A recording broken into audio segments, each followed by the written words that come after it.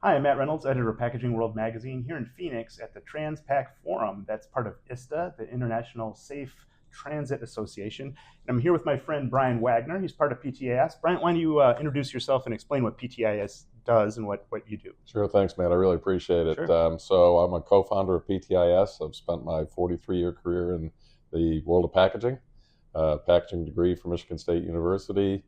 And after 17 years of bouncing around big companies and small, I started PTIS with a partner, Mike Richmond, and we're now in a 26-year management consulting, staff augmentation, kind of all things packaging. Okay, and for a few decades of that 26 years at least, you've been doing this as a triannual research. Why don't you describe some of the background there before we get into the meat of this year's research? Sure, absolutely. So back when I was at Kellogg's in 1998, we were part of a Future of Packaging program run by futurists in Washington, D.C. I'd never heard of such a thing. And it was really eye-opening that there is a science and art of looking at the future. Nobody predicts it, but we can project out, and it can really help us with planning. So in 2004, we led our own program with roughly 15 companies from across the value chain. We met 3 times throughout the year, and that became the program. And every 3 years since, we take another look out 10, 20 years at the future, and we bring it back to how can we apply that in our strategies over the next 1, 3, and 5 years. Okay, and I think this most recent iteration was mostly collected in 2025, and it's projecting out to 2035. So what was really different this year? What really, blew your hair back and wow, something's changed? Yeah, so and as an input to this Future of Packaging program, we conduct a global thought leader survey. Mm-hmm. So that was the reference to my presentation this morning. I think the biggest thing is the pace of change. We were looking out probably 9 years ago when we saw this thing that could be Gen AI. We didn't call it that. We were already talking about quantum computing, which could be out there, but nobody really knew how. And now they're really becoming a reality. They're moving quicker, and the environment's a big deal, has been getting bigger. The population of the world is growing, and resources are limited. But I think the pace of change because of technology. Okay, and technology, you mentioned Gen AI. Why don't you ground that in real packaging use cases? Where do you see that impacting packaging already, and where do you see, projecting out to 2035, those impacts happening? Yeah, it's super interesting. We've researched that a bit, and AI itself goes back to the 90s. So it's not new. We've been using it, and it's just gotten faster and faster and better and better. And companies like Nestle have reduced their speed to market for product and package development by months, lots of months. So the speed to market, the quality assurance without the use of people, automation online, the Internet of Packaging, and digitizing everything. And innovation is happening in a lot of different areas, but within packaging, everything getting smaller, everything getting faster, everything getting smarter. Amazon has made an investment in visual systems, optical sensing systems on conveyors and municipal recycling facilities. Sure. That aren't looking for codes on packaging. They're detecting the material in a very sophisticated way. And generating a lot of data about that material to learn about right down to the brand level, whether it's Dr. Pepper or Coke. Absolutely. They can tell. And those brands, that can be fed back to those brands to inform and impact their packaging decisions. Exactly. Good. And you made one quote that stood out to me today. Was you can't really predict, but you can prescribe. And one of your prescriptions was invest in AI training and learning, just so these brands know how to use these systems. Yeah, one of the things about the foresight work we do and looking out 10 years, we have to be careful because we present it and people go back to work, to their day-to-day. And that's happening with AI. A lot of companies are cautious of AI for really good security reasons. Sure, cybersecurity. And that's leading a lot of people in their jobs to not spend any time on AI. It's there. They're waiting for their company to dictate how they use it. And there's a language of AI, and that came out in the surveys. We need to become literate in AI. Right. And the presentation I put together was a combination of Elon Musk Grok in terms of content, Mm-hmm. Microsoft Copilot. It was something called Gamma AI that makes great slides. Okay. And a lot of people don't even know the terminology. Well, and now Claude apparently is making even better PowerPoints than Microsoft Copilot can. But Microsoft will catch up. It's just such a rapidly changing world. And the presentation after mine was on agents, agentic AI. Mm-hmm. That's fascinating. There's what was just a newsletter called Industry Intelligence is now an AI-fed 4 or 5 different agents, one piece R&D, one laws and regulations, another whatever they are, consumer research, and it reports up to an agent that's your buddy at work. Okay. And your assistant. So it's an aggregator that is also a synthesizer. Yes. So that's my job. Yeah. It's coming from my job too. Yeah. So another interesting, we're talking about all of the technologies that are out there, and I think this is kind of happening in parallel. The last few years, last few iterations of your survey, you've seen some of the softer skills being like come to the top, collaboration. Yeah. But now you saw right back to the top is that technical literacy.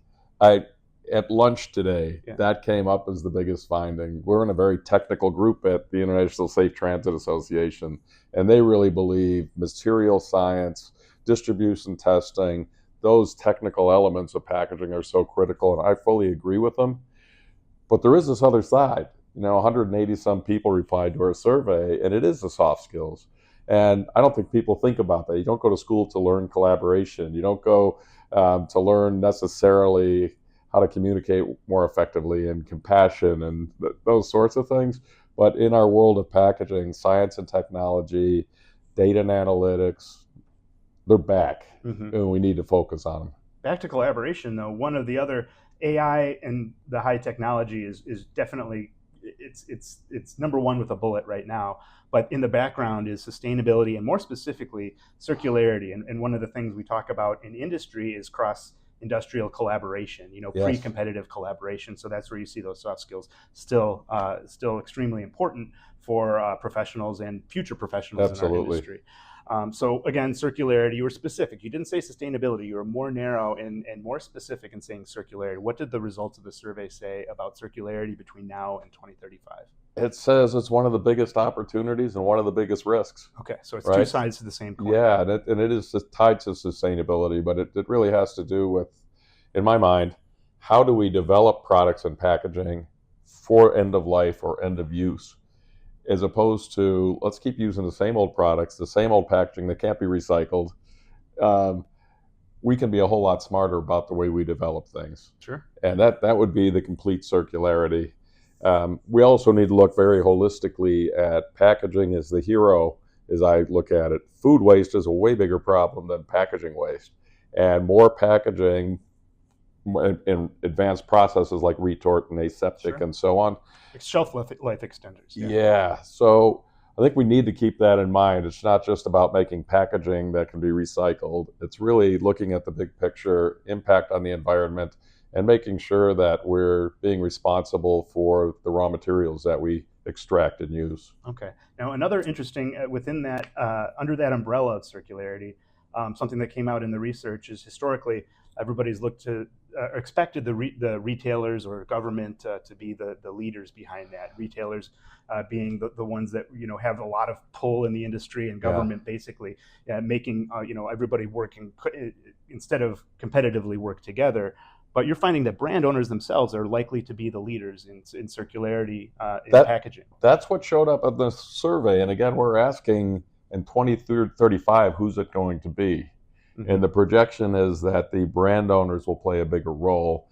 And I think it makes sense that right now with EPR in the United States, PPWR in Europe, they're looking for the brand owner to be responsible and a bit of a victim to some extent. Okay. They're the target. Yeah, they're coming for their wallets. Yeah, they are. Yeah. They are. And I think because of that, they're not going to stand still. They are part of the EPR movement and making sure that it's being done responsibly.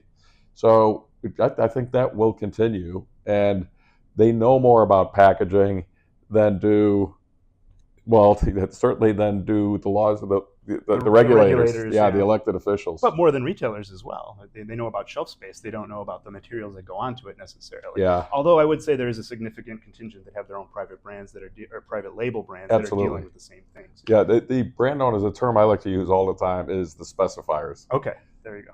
Okay, so we've talked about AI, we've talked about circularity, we've just talked about regulation and who's going to be leading. How, as a brand owner or a CPG or a contract packager, how do you balance all these things? And when you just said, to lead off, the pace of change is accelerating. Yeah. How do you make sure that you've got all these plates spinning all at once?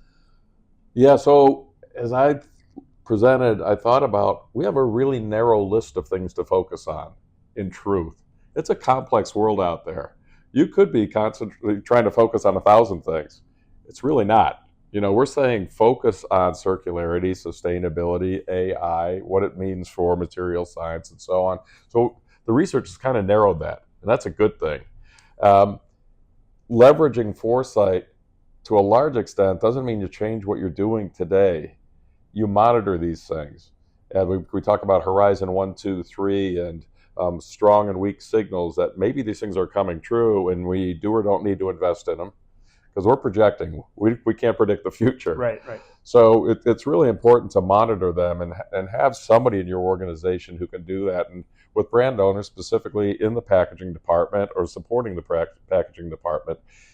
And AI tools, again, there's going to be agents who can do that for you, where it won't necessarily take away from the time you're spending day to day, and you can have it give you updates as needed. Or in the case of, I spoke with the VP of packaging with a company, big brand owner, a couple of weeks ago, and she said she still wants to come to us as a consultant to do her technology scouting. Okay. Because she doesn't have time.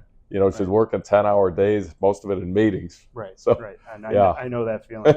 So, but what you're saying is, what I described is like all these competing, all these elements that are competing for our attention. What you're describing is a convergence of these elements to all use AI to help solve some of these other problems. Absolutely. Or leverage government, or leverage EPR to help incentivize people to move. Yeah. So it's really, it strikes me as more of a convergence. So Packaging Insights, tell our audience how people can either get involved or find it. It's on your website, or how can they leverage some of, whether it's your executive summary or actually to get involved in some of this. And yeah, we would love to have you contact us. You can contact me directly at Brian, Brian, at PTISglobal.com. Website is PTISglobal.com. We've got a Packaging Foresight newsletter, and we would love to hear from you and have that discussion. And you can also find PTIS regularly in the pages. Yes, pages. Physical pages of a physical magazine, of Packaging World magazine, every, I'd say 3 months or so, 3 times a year. Right. Good. Well, we appreciate that. I think we have just enough time to get down there, 3 minutes to go see Walmart speak. So we're going to wrap this up. Okay. Thanks a lot, Brian. Thank you. Take it easy. All right. All right. Well done.